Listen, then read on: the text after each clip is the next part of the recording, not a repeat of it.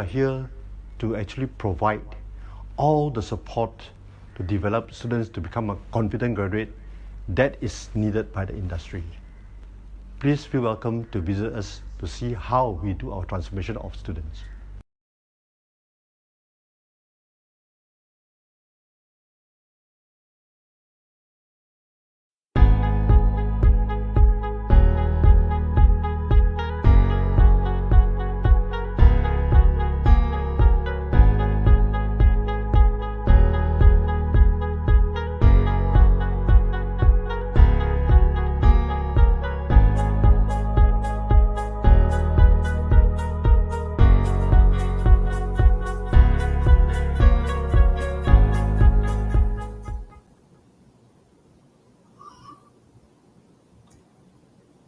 Hello, everyone. Thank you for joining us and taking your time on a Saturday morning to understand more on how to become a licensed counselor in Malaysia. So today we will unpack on what is counseling, the education pathway to become a counselor, and ways to obtain a certified counseling license in Malaysia. And today we are so happy and glad to have with us Miss Yo Shu Yun, who is a registered and licensed counselor with the Malaysian Board of Counsellors.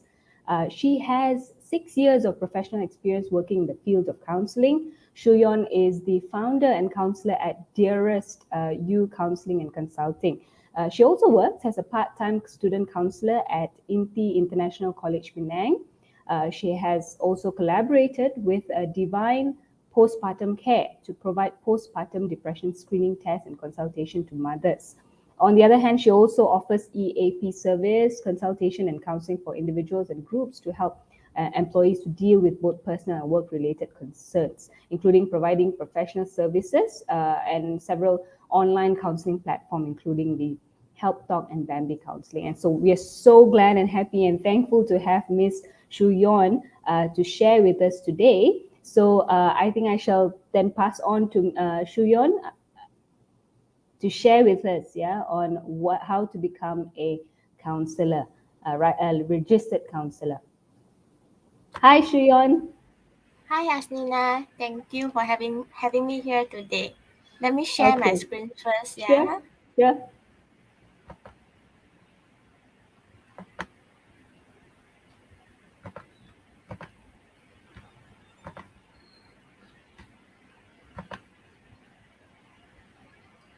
Can you see my screen? Yes. Okay, all right. So good morning, everyone. I'm Shu Yun. So today I'll be sharing on how to become a licensed counselor. So I'll be sharing on my career journey. My name is Shu Yun, and I think I don't have to introduce myself again because just now I think Asnina has helped me. So yeah, so let's go to my path to counseling. So people always ask me, like, why do you want to become a counselor? Do you have mental problem that makes you want to go into psychology field? These are the questions that I often asked by other people. But growing up, I'm always a person who are very curious. I always wanted to know more about what other people think and feel and why they behave in certain way. Other than that, I also enjoy helping people. Like I enjoy being in the helping roles. I always listen to my friends' problem and be there for them since young. And they always come to me and tell me that they feel good to have me around them and they feel comfortable to share their problem with me. So this is my personality. So what makes me go into psychology? I remember when I was in Form 2, I attended an education fair in my school. So that was the first time that I actually know about the course of psychology. So basically, psychology is the scientific study of the mind and behavior. And generally, psychologists are people who actively involved in studying and understanding mental processes, brain functions, and also human behavior. So I was thinking, this is quite interesting and it kind of like match with my personality and my career interest.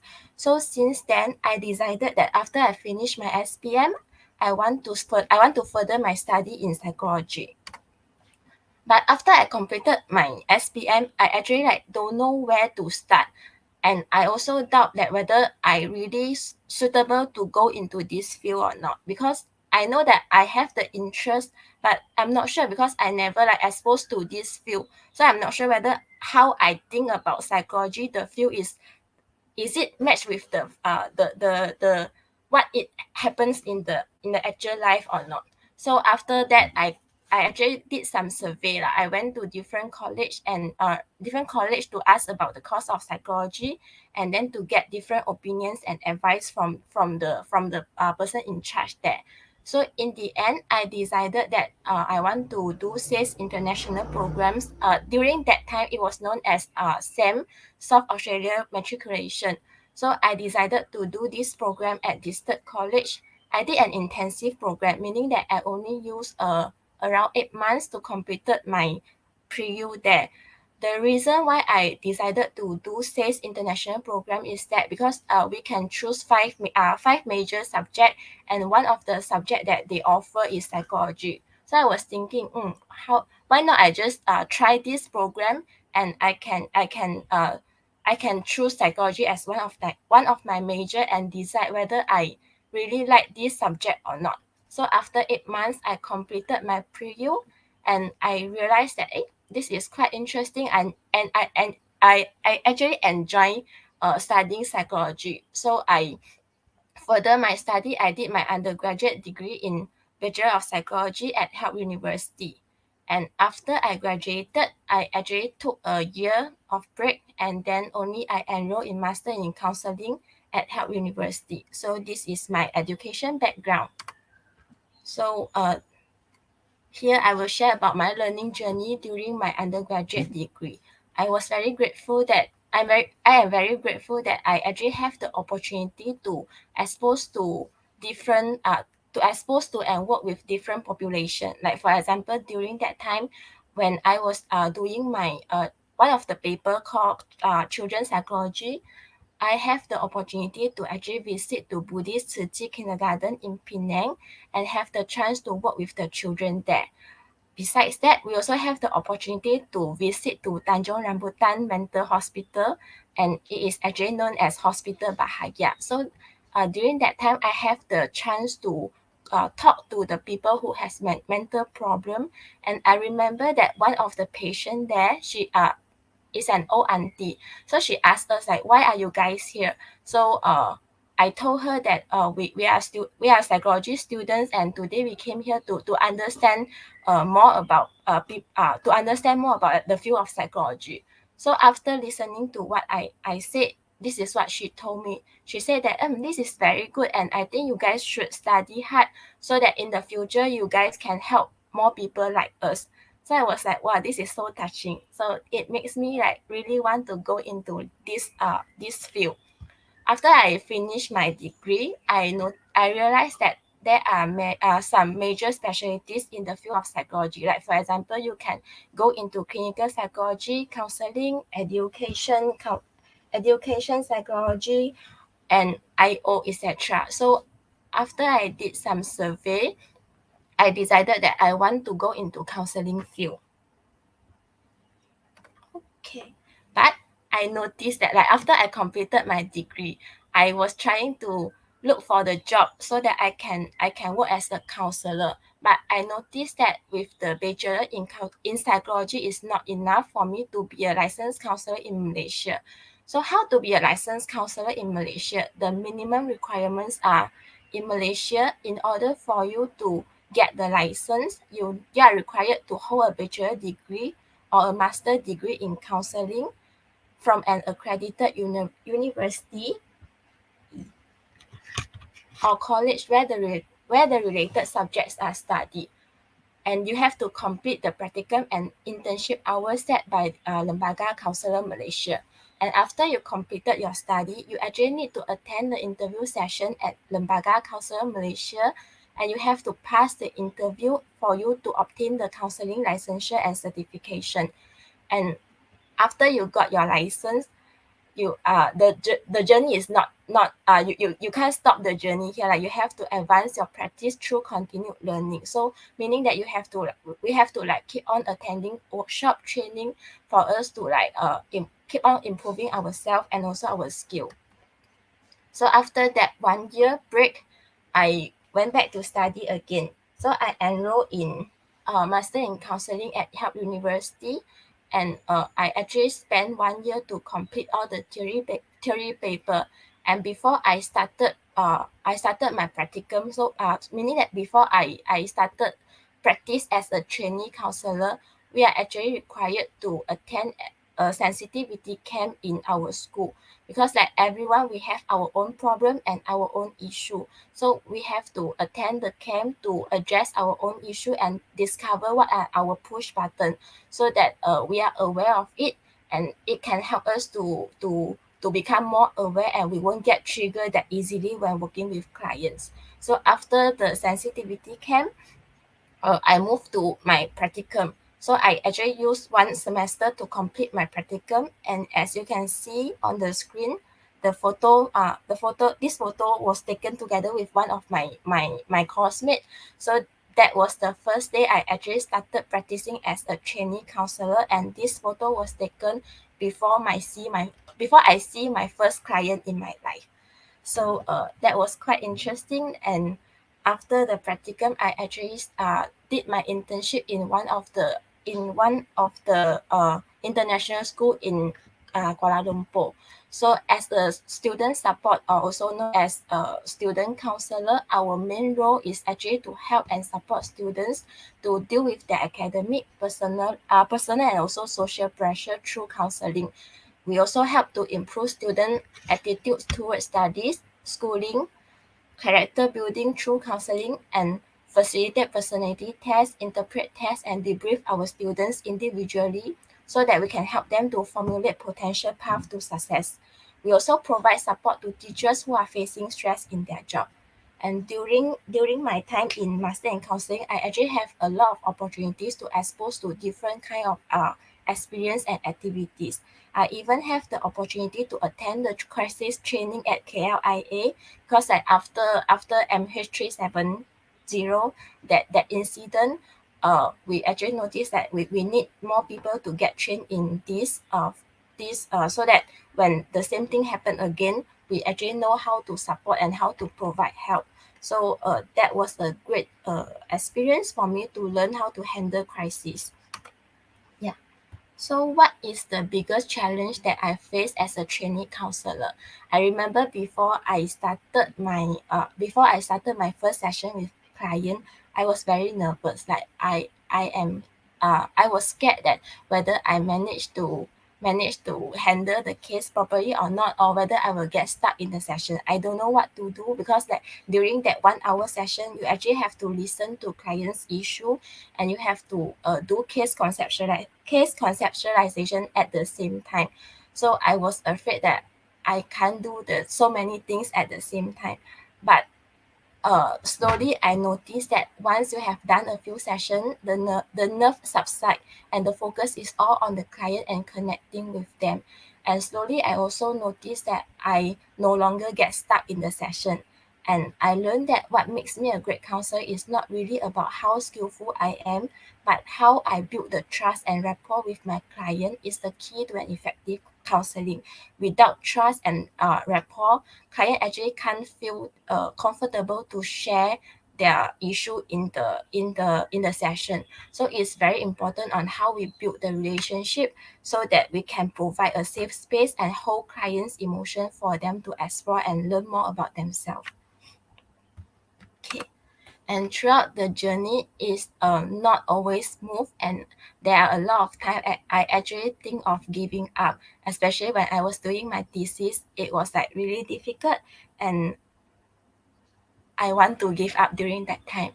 But what gave me the biggest motivation is that I am grateful that I have a super supportive peers that work hard together with me. Whenever I want to give up, they will encourage me and tell me this. They will say that we want to graduate together, so don't give up, and we will do this together as a team.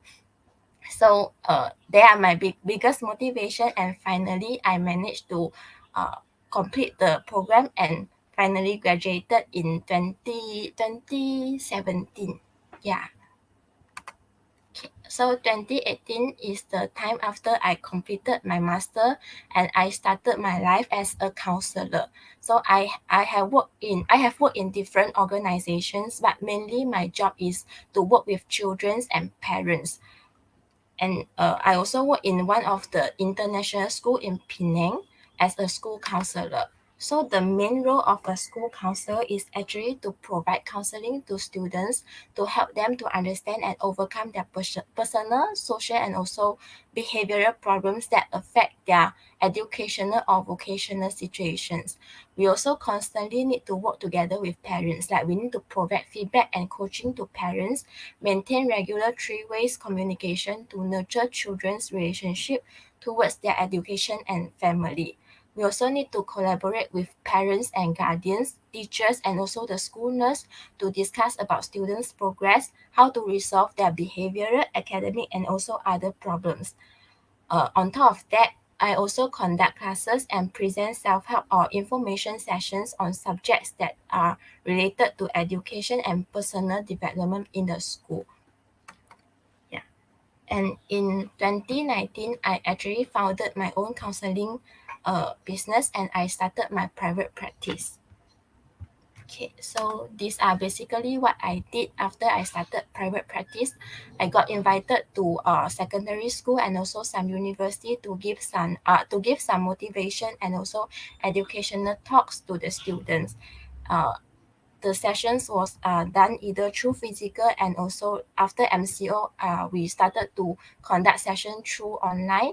And I also attended some education fair to help students to figure out what are their career interests and how to discover their personality so that they can choose a major that they want to study after they completed their SPM.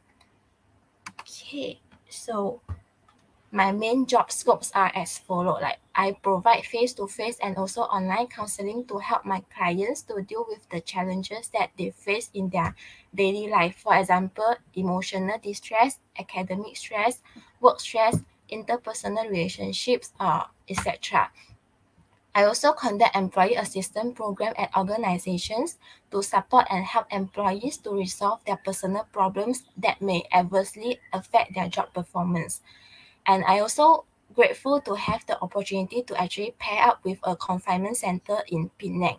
I remember that time the principal of the confinement center, she contacted me and asked me whether I'm interested to do this or not, because she said that she noticed that a lot of time that postpartum depression is very common, but a lot of time people are not aware of it. And I think in Penang, I think we are the first center that actually offer this depression screening test and provide the counseling to the mother. So this service is actually to support the mothers there to cope with the challenges that they face in motherhood. And also as a student counselor, I also help university students to face and also to handle their academic stress, how to choose their majors, and also help them to overcome the interpersonal relationships. Okay. So other than doing counseling, it is also important for us to keep attending courses, workshop, and trainings to make sure that our skill is not always there. Like we have to constantly improve ourselves. So we have to collect this continuing profession development point so that we can renew our license every 2 years with Lembaga Counselor. So these are some of the training that I have attended before this. Okay. So what counseling really means to me? Through my studies at school and life experience, I learned that counseling is not just only about showing up for an appointment. It's about being mentally, emotionally, spiritually, and physically present for the client. Okay. Working as a counselor is not just about reaching out to help others. It also required a lot of courage to discover myself and having the willingness to grow to become a better person. Working with my clients has given me countless beautiful experiences and a lot of opportunity to reflect upon myself. So this has actually helped me to understand myself better and motivates me to keep improving myself. I came across this sentence stated by one of the licensed counselors in Malaysia. According to her, pursuing a career as a counselor was not just about skills training to become a professional counselor, but also about a gift of the journey to become a better version of oneself, which I definitely agree to this statement. Because to me, it's like every time when my client they come into the session, they share with me their problems, and then every time that they want to give up, but throughout the session we work together as a team. They feel supported, and then they manage to find their own strength and their uh they manage to find their own strength to overcome the challenges that they were facing during that time. They will thank me for being there for them to help them to overcome everything. But for me is that every time when my clients grow, I grow together with them. Yeah. So did I ever regret entering this field? My answer is no, because there are no words to describe the inner happiness that I feel when witnessing clients who came into the therapy room ready to give up, and then seeing them leave full of hope. So every time when I manage to facilitate a light bulb moment for my client and help them to see their situation with a new perspective, that is the most rewarding moment that nothing can ever replace it. So this is what keep on motivate me to continue to work as a counselor. And sometimes people also ask me like, what are the biggest challenges that you face in this field? Like, is it easy to work as a counselor in Malaysia? Can you earn? Do you manage to earn a lot in this profession? My answer is actually no, because like in Malaysia, uh, going to counseling is not really a culture, and people don't really have the knowledge, or they don't really have the uh awareness on mental health. So to them it's like only those people with mental health problem, or people who have the psycho problem, they need to see counselor. Normal people um will not go and see counselor. So this is what makes it more difficult to practice as a counselor in Malaysia. Other than that, because as a counselor, we are working in a helping profession. So a lot of time people will actually think that you shouldn't like collect money or ask for fee to provide help. Like you should prioritize helping people first before money. So when we like, but because we charge for our service, so people will think that how come you charge so expensive, and you shouldn't charge us.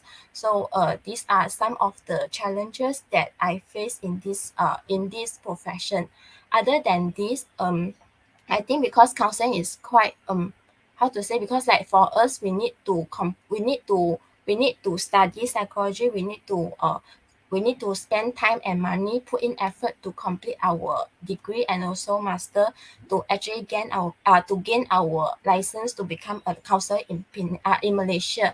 But sometimes there are also some people who attended some psychology workshop or some personal improvement workshop, and after they completed the short course, they actually claim themselves as a therapist, and claiming that they can do counseling as well.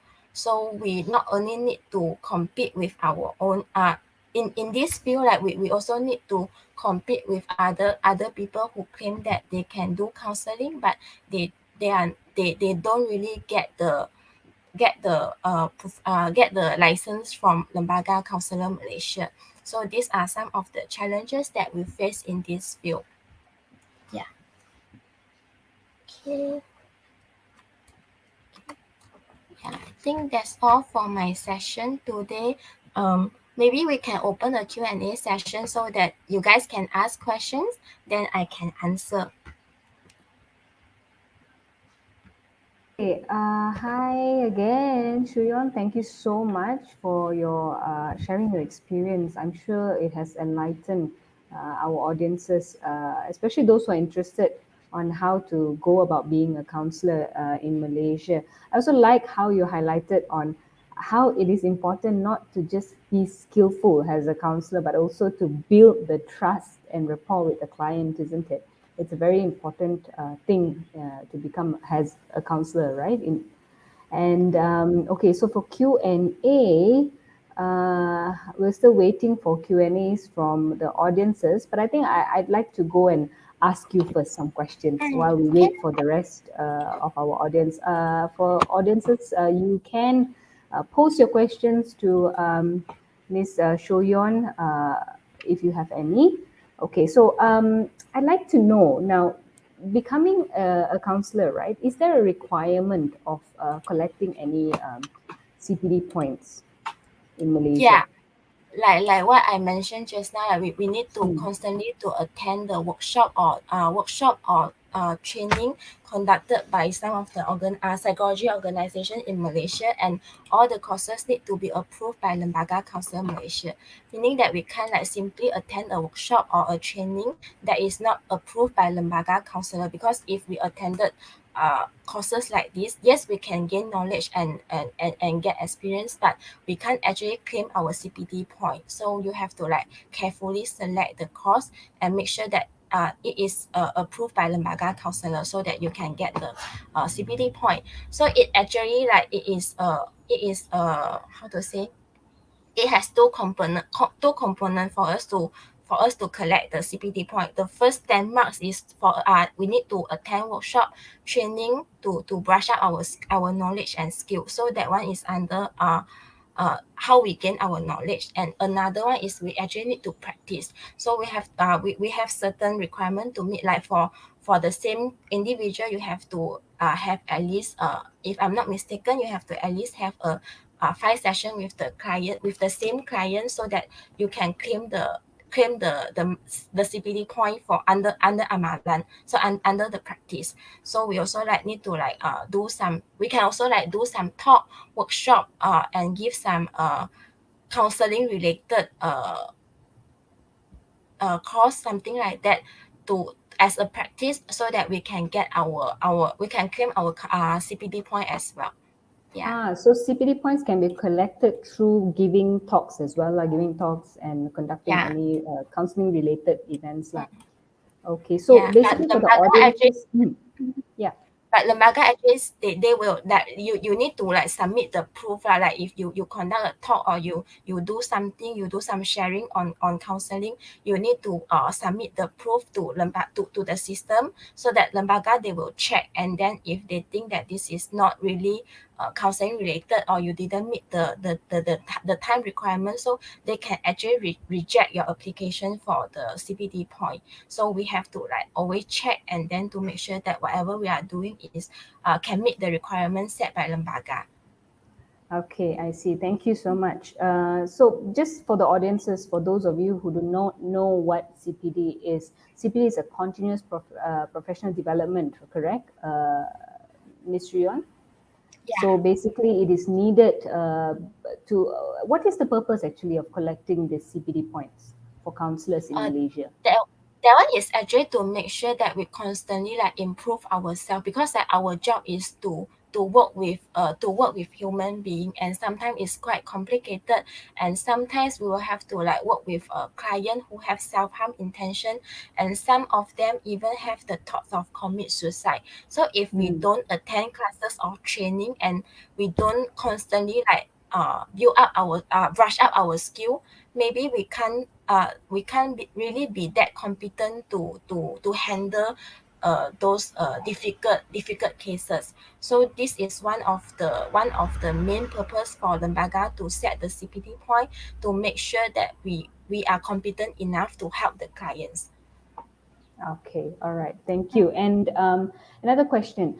So, is it important and very crucial for counselors to have a certain hours of practicum before they become a counselor? I mean, as a student who's doing a master's in counseling, do they need to collect a certain practicum hours to become a counselor in Malaysia? Yeah, like what I mentioned just now, I actually completed my practicum and also internship after I completed all the theory paper. So Lembaga, actually they have the requirement for this. Like for example, for our practicum, we need to collect, if I'm not mistaken, it's about 250 something to collect the hours, including like face-to-face direct contact with client, and also some admin like paperwork hours. So we have to collect the hours for us to complete our practicum. So same to internship, but internship the hours is like longer. We need to collect 500, around 500 plus the hours for us to complete, if I'm not mistaken. Yeah, and during the interview at Lembaga Counsel Malaysia, they were actually look at our counseling log to check that whether we have met the requirement or not. Okay, we actually have questions from the audience. Toxic Gaming says, "Hi, is there also opportunities for foreigners to get a job in Malaysia?" I believe as a counselor lah. That's what his or her question is. As I believe there will be a language barrier for me if I think to expand my career further in Malaysia as a clinical.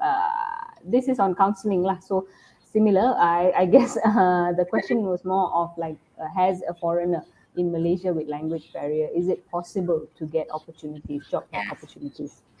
If we say to practice as a clinical psychology, I think what you need to do like academic wise, you need to like complete your master and get the proper training like before you can really practice as a clinical psychologist. And there is another board that you can register yourself there to make sure that you are registered clinical psychology. But come back to language barrier, I think that working in this field, because I actually face the same problem as well. Growing up, I study in Mandarin school, so my main language is actually Mandarin, and English is my second language. So I remember just now I said that I did my internship in international school. So the students there, they all speak English. So during that time, I also think that I have this language barrier, and I am not really that confident to actually go and conduct counseling session with the students. So my supervisor always tell me that he can't feel my assistant. Like I always pin behind my friend, and whenever we conduct activities, I will let my friends to lead the session, and I will be there to assist him. So I won't take up the leader role, because I am so afraid that people might laugh at me, or I might not be speaking a good English. So yeah, this is what I am afraid of. So I never really took up the leader role to lead a session back then. But there is one day my friend, he didn't go to school, and all of my seniors, they are not around as well. And in that school, one of our main job is that if there is teacher absence, we need to go, we can go to the classroom and to do some group activities with the student. So that day, after I went into the school, I actually I didn't prepare anything, because I didn't expect that no one will be around, and I will be the only student counselor on that day. So my supervisor came to me, and he told me, "Hey, Shuyan, there is one secondary class. The teacher is absent. So do you want to go into the class and conduct session or not?" So that time was like, I don't want leh. Like I'm so shy, and I am so afraid. So like the language barrier is there. So he looked at me and said, if you don't feel comfortable, then it's okay lah. Then you don't have to go lah. Just leave it. Let the class to do their own. Let the students to do their own things. But that time I was thinking that I cannot be like that. So I want to try. I want to overcome the fear. So after I think for a while, I told him that I want to go and try. Then he said, "Are you sure?" Then I said, "Yes." But that time, like thinking of conducting a session by myself is very scary to me. So how I overcome the fear is that I focus on what are the small step that I can take. So I think in order for me to conduct the session in that class, the first step is that I have to walk from counseling office to the classroom. So I took the first small step first, and after I went into the classroom, so I was thinking, what's next? So I said, students are looking at me. They don't know who I am. So I just like go in their class just like that. So I said, okay, let me introduce myself to them. So I introduce myself and tell them that what we are going to do for the 40 minutes. So slowly I noticed that they actually interact with me, they answer, they reply, and they also introduce themselves to me. So from there, I actually gained some self-confidence, and then slowly I built the connection and rapport with them. And when I really focus on the activities that I conduct in the session, I focus on listening to my students. I actually forgot about all my fear and also the language barrier. So I think like you don't really have like being able to speak a good English or what is important, yes, but it's not the main key for you to actually conduct an effective session. Like what I said just now, how you build rapport, how you develop the relationship, and how you hold the clients, how you let them to feel safe in that session is much more important than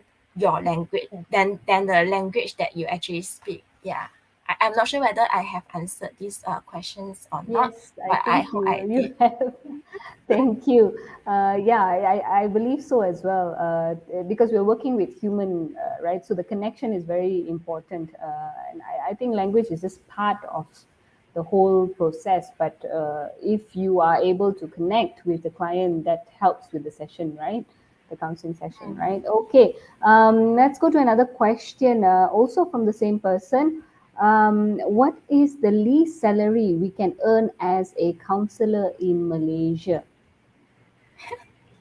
I think this one is really depends, because I remember last time when I was after I finished my internship in KL, the school principal actually like they offer job to me and also my friend lah, but they only want to hire one counselor. But because that time I didn't plan to stay in KL, so I didn't attend the interview, and my friend he got the job. So that time we haven't really got our license yet, but the salary for him is about 4K. But for me, after I come back to my hometown, my salary is only like less than 2K. And after I got my license, it increased to around 2.5. And then yeah, it really depends on the location. And I think if you compare KL and Penang, the salary is much more higher in KL lah, compared to Penang. Yeah, I can't really tell you the least salary we can earn, but it depends on the location. But according to lembaga lah, because like for me, I practice as I have my own private practice, so I have my own counseling office, right? But when we charge our client, we can't like simply charge them based on how we want to charge, because lembaga they actually they set a range. So there is a minimum price for you if based on your education level. If you are a degree holder, counselor with degree background, then this is the range that you can charge. But if you are with your master, then this is the range that you can charge. So it depends, and we have to follow the range. So we cannot like simply charge the client. Yeah.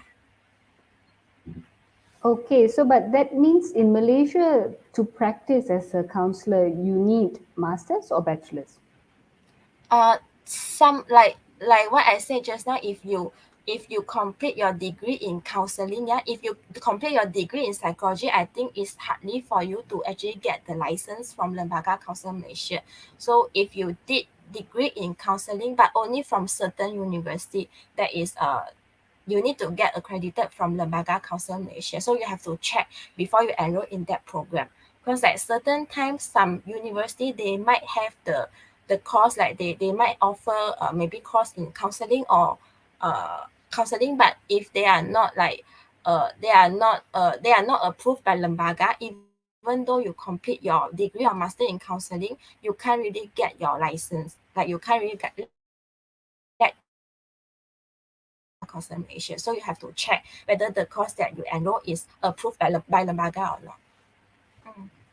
Ah, okay. So that is something that whoever who's interested can do, right? To check whether it's Yeah. approved by Lembaga or not. I think that comes to the following question that was asked also: best university you would recommend to do masters in, I believe, in counseling. I'm not sure the question here, whether it's psychology or counseling. Yeah. But I think this is a really tough question to answer. Like I because I only like study in one university and I can't really compare the courses that offer in different university. And I think Sergey also like you get in Sergey you have the psychology courses, and I'm not sure whether Sergey have Yeah, master in psychology or not. we Maybe we you can have help me to answer.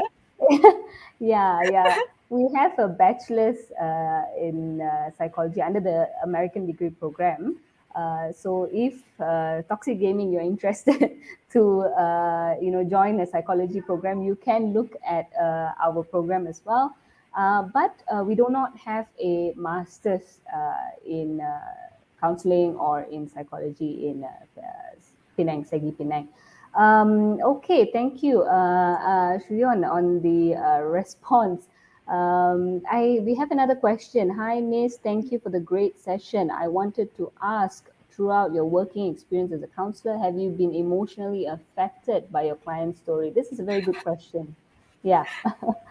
Yes, I did, and maybe I can share a little bit. Like last time when I had a client who always like have the suicide ideation, and the client he actually like has self harm history and always want to commit suicide. So there is one night that I received message from the client telling me that that client want to commit suicide, and whatever I say, because the client refused to answer my call, only want to communicate with me through message, text based message. So I tried to calm the client, but whatever I say actually trigger all the emotions from Yeah, it must be very nerve yeah. wracking because you can't call, you just can text the person. It's Yeah, very. and we are not in the same state, so I can't really like Okay. physically be there to support. And I was like so helpless because I think that was my first time handle such case. So I was like really nervous, don't know what to do, and I really afraid like what if the client really jump off from the building? Then what should I do? I tried to contact the emergency contact, but sad to say that the emergency contact is not in the same state with the client as well. Oh So so dear. they cannot do anything. Then I asked them, can you help me to contact the parents so that at least people who are staying together can help? But the emergency contact say no. And that then she told me that you don't have to worry lah. The client won't go and commit suicide, so you don't have to worry. But after that, client off the phone, I cannot reach out. Yeah. Oh So after that, no. I call my one of my peer, and then I told him what happened, and I told him that I really helpless and I don't know what to do. So my peers he actually like he managed to calm me down, and he checked with me whether I did the I have take the correct step to handle the case or not. And then after that he told me that it's okay lah, if you can't reach out to the client, just have trust in the client and believe that whatever you have done with the client actually leave some impact on the client. Yeah, so you believe that the client will be able to overcome the emotions, so you just wait until the client come back to you. So I think that because I have a few sessions with that client already before this, and I know that the client actually care for my feelings, and every time if the client do something that he knows that might hurt my feelings, the client will actually like apologize and promise that will not do the same thing. So I believe that the trust and rapport that I built with the client actually have leave certain effect on the client. So I at that moment I was thinking that I can trust the client. I can trust that the client will be able to overcome it. So what I do is that I waited for the whole night until the next day morning. I finally received the message from the client, and yeah, the client told me that I am okay now. I just want to tell you that I am safe, so don't worry. Yeah. Oh, thank God. Thank God for that. It must be really nerve-wracking. I mean, I was just imagining putting myself in your situation. It must be seriously, yeah. Okay, I think we'll go for another one. So what is a day as a counselor like to you? Just describe a day as a counselor. What do you, I mean, how do you go through like clients coming in and what is it like? Just briefly, yeah. Mm, Basically, because I work based on appointment based, so sometimes I only go in my office when there is appointment. So sometimes like I went to other places, like I went to some other center to conduct activities with the students or the clients there. So to me it's like I found it interesting to be in this profession, and every day is like whenever I have the chance to meet my client, be it new or returning client, I am grateful that they trust me enough and they give me the opportunity to walk the journey together with them. So like by listening to their stories, helping them to view it from this different perspective, I think that one is really makes me feel excited, and I really learn a lot from my client. And sometimes people when they come in, they will see me as a professional, and they will think that hey, you are a professional, so you must have no better than me. But to me it is not. I always learn from my client, and to me, because that they are sharing their life story, and it's it's the same for everyone, because we know our own story the best, that we are the person that know ourselves the best. So it's like you are the owner of your story, and you should be the expert in your life. So my role is like a GPS. You tell me where you want to go, and I guide you until you reach the destination. So you are the expert. It's not that you coming in, I tell you where should we go, or I tell you which is the direction that you need to go, because this is not my life, and you are the expert in your life. So you tell me where you want to go, what are your goals, then we work on it together. Yeah, I think this is a very important point. There's always that misconception that, oh, if a counselor, you're going to tell me what to do. I come to you, you tell me what to do. I'm lost my life. I don't know what to do with my life. You guide, you tell me. So is it actually you tell the client, or is a client-led thing, or could you explain further a little bit on that? Actually, we are not supposed to give advice to our clients. Yeah, like we are not there to provide solutions. But a lot of time when client come in, they actually want us to like they want to, because the challenges or the problems that they are facing actually like cause them to feel the uncomfortable emotions. So a lot of time we don't really have the patience to really go and feel the emotions, and they all they want is to feel good or to make the problem disappear. But I always tell my client that I am not a magician. I cannot make magic that make your problem just disappear just like that. I don't have superpower.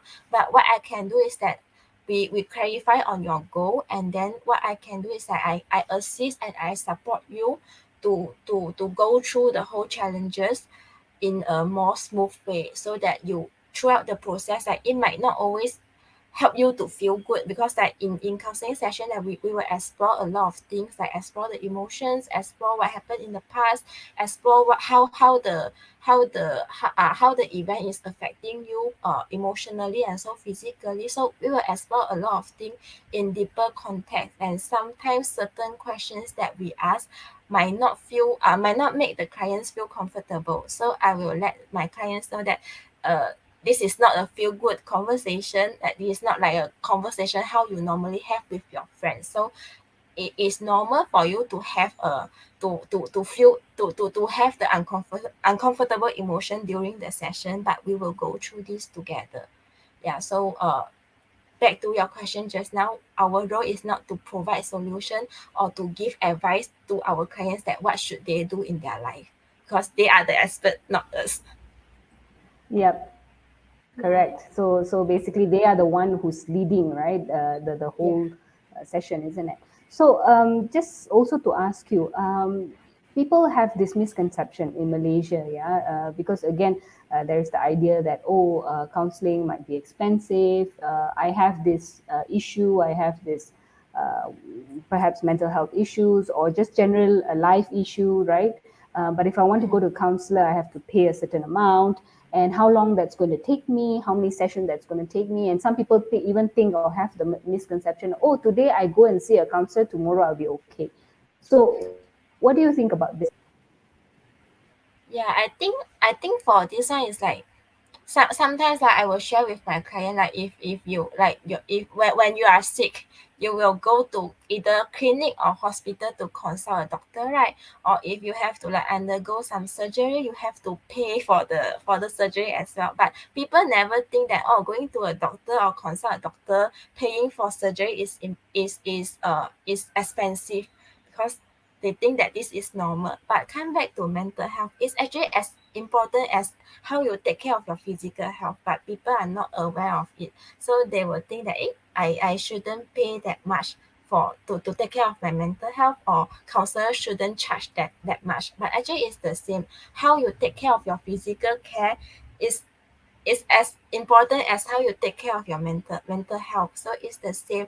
But sometimes when our client, if for me lah, if client they really cannot afford my rate, if I can, I will like discount a little bit based on their situation. Like if like they really cannot afford and they have like financial issue, if I can, I will help. But if I really cannot, then I will refer them to either go to NGO or some center that actually provide free counseling. Because in Malaysia, you actually have some organization that you can actually go to, and you don't have to pay for the counseling service. But it's not that the counseling service is not effective, but it is being sponsored by other people, so you don't have to pay. But yeah, you can still get the counseling service there. How about like the ideas that people think, oh, today I come to you, and then tomorrow, Shion, I'll be okay already. What about that? Usually I will tell them lah. I will tell them, because like this issue like has been like happening in your life for like maybe for years or for months. So like we can't do magic. So we can't like I can't use 1 hour to help you to make the problem disappear. So I will hint them first, so that they know that coming to this session mean that they will like they will need to constantly come back to work on the issue before things can get better. Yeah. Okay, how about when clients relapse, or they just decide to just terminate the session with you? Has that ever happened, and how do you, I mean, how do you handle this kind of situation? Like if they relapse, that means they are okay, and then suddenly they come back to the previous cycle, or if they just suddenly just terminate the session with you and just MIA, for example. So how has this happened, and how did you manage or? Mm, because like in counseling, clients has their right. They have the right to terminate the session at any time that they want. So like we can't really force them to come back to session. But usually like in the first session, during the intake session, I will tell them like what to expect if you come for this counseling service, what we can do. So every time after we discuss about the issue, I will do a quick summary to wrap up, and to quickly talk about what we have discovered today, what we can do in the next session. So I always like constantly check with my client how he or she feel in the session, and sometimes I give homework for them to go back and do. So the next time when they come back, I also check with them like, how was it? Did you complete your homework? So if they relapse, I will tell them that you can text me lah, but I won't reply immediately, and you can text me. Then we can quickly arrange for another appointment. So you come back, we can discuss on the issue. So this is how I handle. But if you really, when you relapse, you have the strong emotions that you cannot cope, you can also call like talian kasih or befriender to actually have another person to listen to you. So this is how I usually handle clients like this. And if they really want to terminate the session, I will check with them like what makes them want to terminate. And then if they really want to terminate, then I will agree, because this is their right. But I also like to keep on telling them that if anything happen, if you feel that you want to get support again, just feel free to reach out to me, and you can contact me anytime. Yeah. Okay, all right, Shuyun, thank you so much for sharing on this topic, and thank you all also for your participation and questions. Those of you who have joined us today, we hope this has been beneficial to you. If you're interested or keen about learning psychology, as some of you have asked, we have an existing psychology program, like I said, with the American degree program at Segi College Penang, and also a program that we will be launching soon, which is actually we've already launched, which is the Diploma in Psychology program. So if you would like to know further or are keen in enrolling in any of our programs, you can contact our sales and marketing team at Segi College Penang for further information. With that, I would really like to say thank you so much, Shuyon, for your time. Thank you, audiences, for listening in today. I hope it has been beneficial for all of you. Shuyon, one last advice for those of them who are interested to be counselor in Malaysia. Just even our students, we have our students joining in as well. So any advice, a short advice that you would give for them? I Before we think if leave. you are really you really like want to work in this profession, self-care is very important. Like a lot of time your client will share with you like some negative experience or some negative emotions. So like if you don't know how to take care of yourself, you will burn out, like you don't know how to handle. So it's very important for you to practice self-care in your daily life, and remember that you are not a superman. This is what my lecturer used to tell us when during master time. Like, my lecturers always say that remember that we are not superman. We don't have the superpower. So what we can do is like physically be there to support, but we can't solve every problem, and that we have our own limitation as well. So remember this, so that you know that uh what you can do is to work together with the clients, but it's not all your responsibility to solve the problem for them, and you don't have the superpower to do so as well. So having this awareness can actually help you to manage the emotions, and then taking care of yourself during your during like every day. Then I think this is what you can do lah if you want to come into this, you want to work in this profession. Yeah. Okay, great. Thank you so much. Wonderful words from Shuyon. Thank you all, and have a pleasant day. Hopefully it's been beneficial for you. See all of you again. Thank you. Bye-bye. Bye bye.